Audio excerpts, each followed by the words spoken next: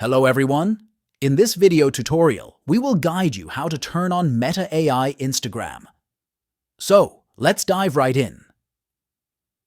Begin your journey by launching the Instagram app on your smartphone or tablet. To access Meta AI, navigate to your direct messages. So simply tap the message icon in the top right corner of your screen to enter this messaging hub. Now, from the messages, choose the Meta AI for a chat. Then, tap on the message bar at the bottom. Next, type the desired prompt on which you want to get the information.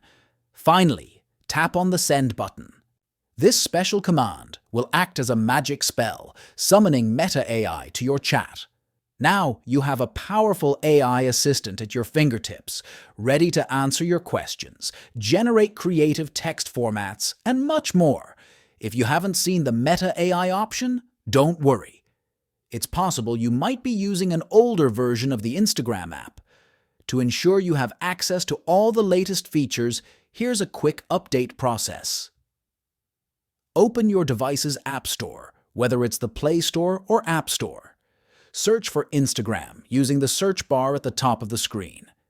If an update is available, you'll see an Update button. Tap it to install the latest version of the app. With the newest update in place, you should be good to go. And there you have it.